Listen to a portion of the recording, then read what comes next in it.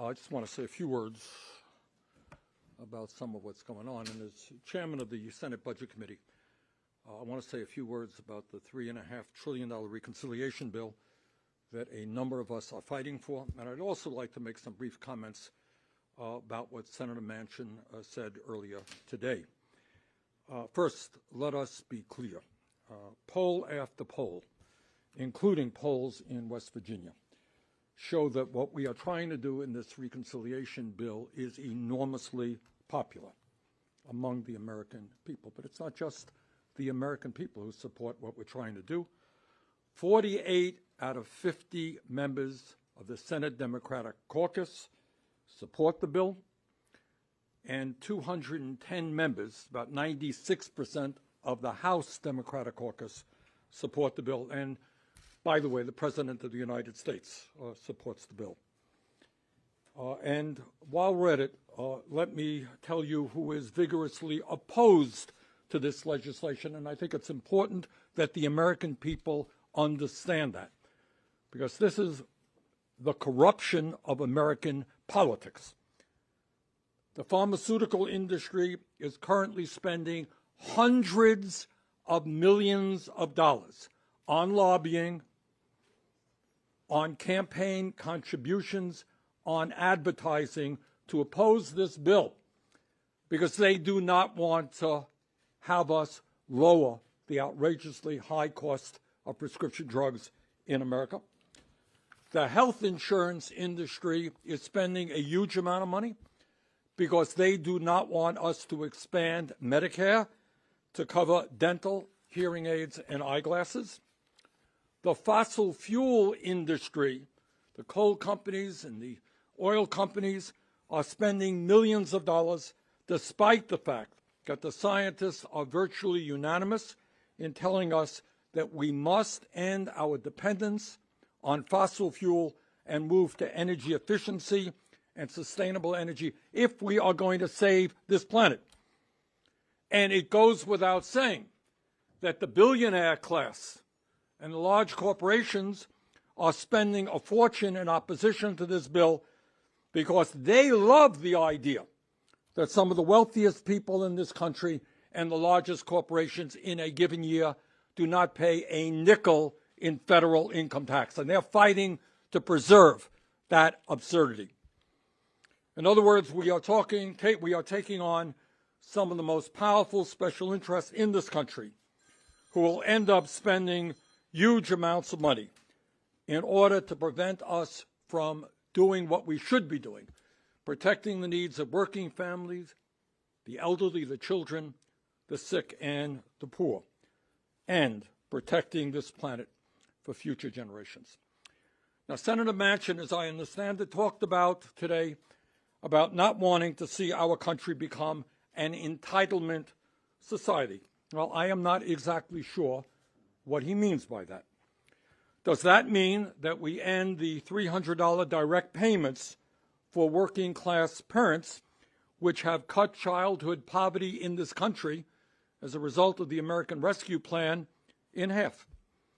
Is protecting working families and cutting childhood poverty an entitlement? Does Senator Manchin think we should once again have one of the highest levels of childhood poverty of any major country on earth? At a time when millions of seniors in Vermont, in West Virginia, all across this country, have teeth in their mouths that are rotting, when they can't afford hearing aids in order to communicate with their grandchildren, and when they can't afford a pair of glasses in order to read a newspaper, does Senator Manchin really believe that seniors are not entitled to digest their food and that they're not entitled to hear and see properly? Is that really too much to ask in the richest country on earth, that elderly people have teeth in their mouth and can see and can hear? Does Senator Manchin not believe that we have to end the absurdity of the United States paying by far the highest prices in the world for prescription drugs, sometimes 10 times more for a particular drug than is paid in Canada or other countries around the world?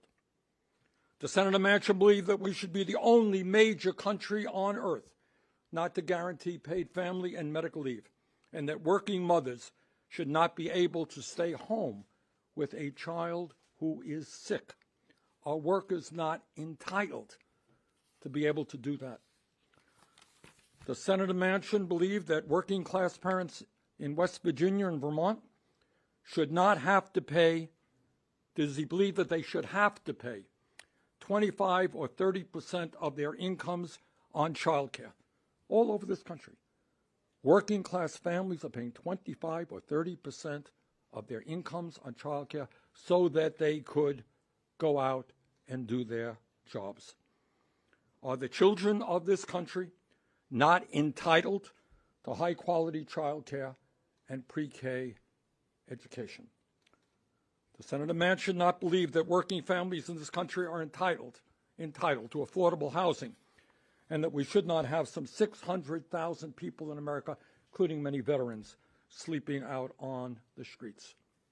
Does Senator Manchin not believe that at a time when we have a major labor shortage in many parts of this country, because our young people lack the skills they need, that they are not entitled to at least 2 years of free community college so they can get the training in order to go out and get the good-paying jobs that are there? And perhaps most importantly, does Senator Manchin not believe what the scientists are telling us, that we face an existential threat regarding climate change, and that it is absolutely imperative that we move boldly to cut carbon emissions? Scientists have told us we're on a red alert. Some of you know a number of scientists received the Nobel Prize for their work on climate change. Does Senator Manchin not believe that our children and grandchildren are entitled to live in a country and a world that is healthy and is habitable? Senator Manchin has been extremely critical of the $3.5 trillion proposal that many of us support. In fact, 9 out of 11 members of the Budget Committee support. But the time is long overdue for him to tell us with specificity, not generalities, we're beyond generalities, with specificity, what he wants and what he does not want, and to explain that to the people of West Virginia and America. I look forward to working with Senator Manchin and everyone else in the Senate to pass a strong reconciliation bill as well as a bipartisan infrastructure bill. Thank you. Garrett? I mean, Senator, you got there. I mean, I feel like for weeks you have not wanted to take questions about other senators' objections to this bill, especially Senator Manchin. But is it now incumbent upon him to come out and say, "This is what I'm for"? That's exactly what I'm saying here. Look, it's very easy to use vague phraseology, and even when you talk about $1.5 trillion, as I understand it, Senator Manchin says he believes in Medicare negotiating prescription drugs. Okay, good, great. In the House bill, that will save us $700 billion. Now, Senator Manchin says that he only wants to spend $1.5 trillion. Is that in addition to the 700, which would already take you up to 2.2? I don't know the answer to that. You don't know the answer to that. You know, Senator Manchin says he wants to tax the wealthy. All right, good. The House Ways and Means Committee passed a proposal which includes, as I understand it, about $2 trillion in doing away with tax breaks for the wealthy and large corporations. Is that where Mr. Manchin is? So it's not good enough to be vague. And I do not understand, to be honest with you, how in this time in world history you cannot talk about the crisis of climate change and tell us what you want to do. That is really inexcusable. As I've said many, many times, and I say this as a grandparent, I do not want my generation to have to look their kids and grandchildren in the eye and say, yes, we failed you, and the planet is now uninhabitable. Yeah. Senator, since we're talking about specificity here, and you're looking for that from Senator Manchin, some of your House colleagues have said that they understand now that 3.5 is not a realistic top number. The president has also said that. Are you willing to concede that 3.5 is too much? No. Look, am I willing to concede the 3? No. What I do believe, 3.5 is too little, to be frank with you. Now, there's what I have said, and will repeat, this is going to be a give and take. This is part of the process, and we will be in the room in that give and take. Yes, ma'am. But you and Senator Manchin just have different fundamental views of government's role in society and what government should do. Yes. I mean, how do you resolve such philosophical differences? Good. That's a very good question. And I'm not here to disparage Senator Manchin, and I respect him for his you're right, we differ. What I would say is this, and I know a lot of the media talks about, compromise and all that stuff. We got 48 senators who support $3.5 trillion. We got 2 who do not. Now, to be very honest with you, as I think all of you know, I believe that our current healthcare system is totally dysfunctional. And I strongly, strongly believe in a Medicare for All single-payer program. I could, in 5 minutes, go to Chuck Schumer, Senate Majority Leader, and say, Chuck, I can't support this bill unless you have a Medicare for All provision in there. But I'm not going to do that because I don't know how many, maybe half the members of the caucus, a third of the members of the caucus support that. It would be irresponsible. So my concern with Mr. Manchin is not so much what his views are. I disagree with him. But it is that it is wrong. It is really not playing fair that 1 or 2 people think that they should be able to stop what 48 members of the Democratic caucus want, what the American people want, what the President of the United States wants. That would be my position. So Senator Manchin has a right to fight for his point of view. He has not only a right to be heard, he has a right to get some compromises. He's a member of the Senate. But 2 people do not have the right to sabotage what 48 want and what the President of the United States wants. That, to me, is wrong. Yes, ma'am.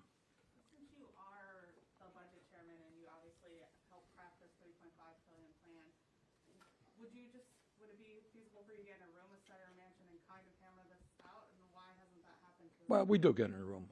Senator Manchin is part of leadership. I'm part of leadership, and without going further, that discussion has taken place, and I expect will continue to take place. Yes, ma'am. A little louder, please. In your discussions with President Biden, have you encouraged him to not scale that number back, after his most recent comments? Well, look, this is what I think. As I've said before, look, if we were in a room and in a caucus where half the people wanted something lower and half the people wanted something higher, you got to go somewhere in the middle. We're not in that position. So I think there's got to be some give or take. But to ask 48 people to go down to where 2 people want, that just seems to me unfair, not to mention when poll after poll shows where the American people want us to be is not where Mr. Manchin is. All right, maybe 1 or 2 questions. Yes, sir. Senator, when you listed off the measures that are popular that you seem to think Manchin is opposed to, is it your understanding that Senator Manchin is calling for significant cuts to be pulled out of this, or is there still a conversation line about? Well, that's a great question. Ask him.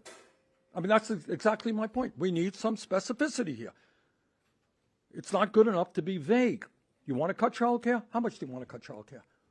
You want to cut climate? Cut climate. How much do you want to do that? Tell us with some specificity what you want. All right, last question, ma'am.